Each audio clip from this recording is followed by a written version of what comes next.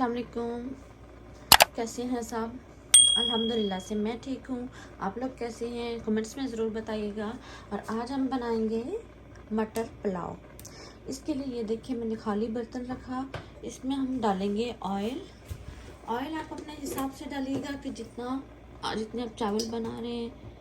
मुझे आधा कप चाहिए क्योंकि मैं चावल ज़्यादा बना रही हूँ। इसको थोड़ा सा हल्का सा हम गर्म करेंगे, फिर हम इसमें क्या डालेंगे चल के बताते हैं। चलें जी, देखिए अल्हम्दुलिल्लाह से प्याज ब्राउन हो चुके हैं।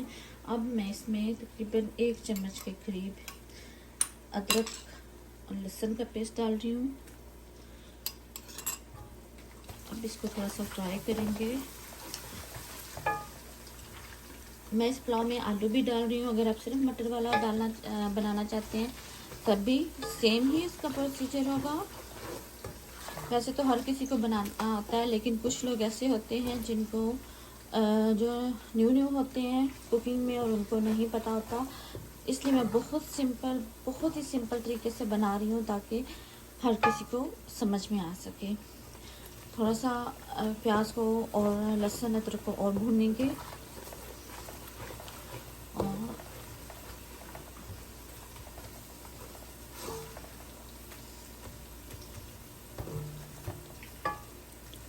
इसमें पानी डालेंगे, थोड़ा सा जस्ट छींटा डालेंगे। 2 से 3 मिनट हो चुके हैं। आप कवर बताते हैं। अब इसमें डालेंगे हम टमाटर मेरे पास ये 2 हैं जो मैंने स्लाइसेस में काट लिए।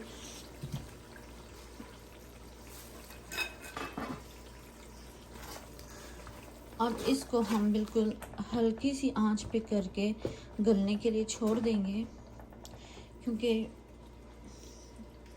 मुझे किसी भी सालन में या चावल में प्याज और जो टमाटर होते हैं वो नज़र आते हुए अच्छे नहीं लगते।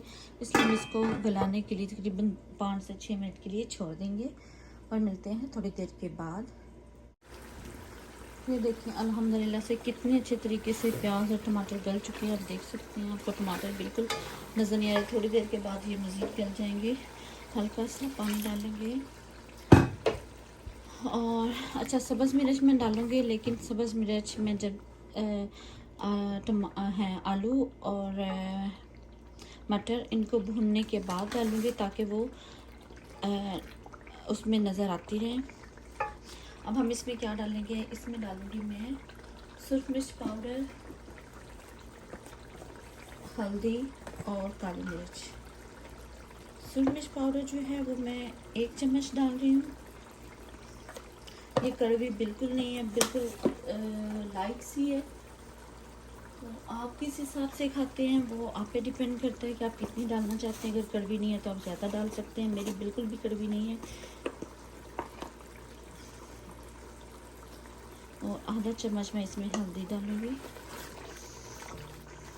क्योंकि हम बहुत सिंपल वे से बना रहे हैं।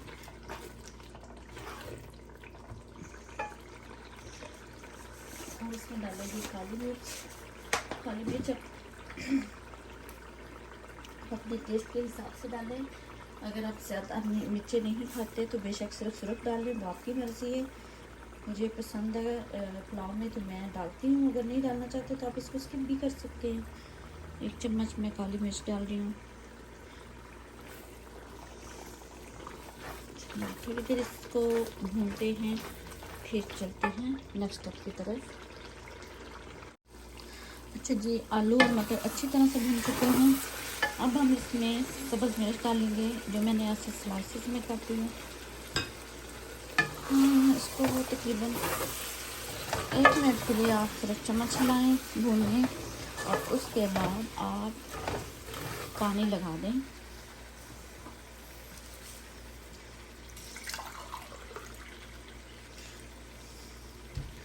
मेरे पास चावल हैं 3.5 कप, पानी जाएगा इसमें 7 कप, लेकिन मैं डालूँगी 6 कप। आप अपने हिसाब से 7 कप ही डालिएगा। मैं इसलिए डालूँगी, एक तो मैंने चावल पहले भिगो के रखे हुए, और दूसरी चीज़ ये है कि मैं पानी हमेशा से कम डालती हूँ, क्योंकि मेरे हिसाब से जो मैं चावल बनाती हूँ वो जल्दी गल जाते हैं। वो आगे आपका अपना हिसाब है, आप जिस हिसाब से डालना चाहते हैं डालते हैं वही डालिए। अच्छा जी, यहाँ पे मेरे पास है ज़ीरा और जो ज़ीरा और सूखा धनिया 1 चम्मच मैं वो ऐड करूँगी। ये जो है आप इसको स्किप करना चाहें क्योंकि हम ज़ीरा डाल चुके हैं। आप स्किप करना चाहें तो आप स्किप भी कर सकते हैं। अगर डालना चाहते हैं तब भी डाल लें, थोड़ा सा टेस्ट के लिए, जैसा आपको अच्छा लगे। चलें जिसको कवर कर देंगे दोबारा से।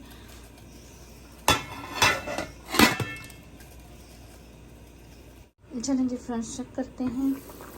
पानी बॉईल हो चुका है और अब हम इसमें चावल डालेंगे।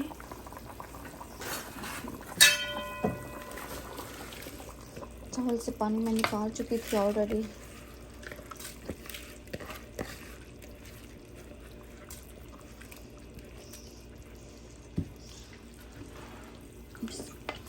अच्छा, अब मैं इसको कवर नहीं करूँगी इसलिए कि जल्दी से पानी जो है वो ड्राई हो जाए और हम दम दे सकें।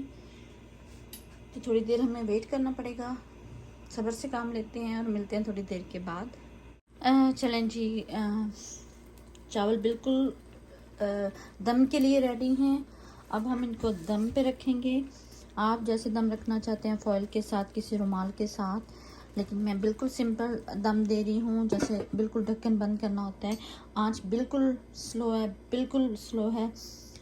आप कह लें कि 0 पे मैंने रखी हुई है। मुझे 10 से 15 मिनट दम के लिए इनको रखना है और दम के बाद हम दोबारा से मिलते हैं। चलें जी फ्रेंड्स।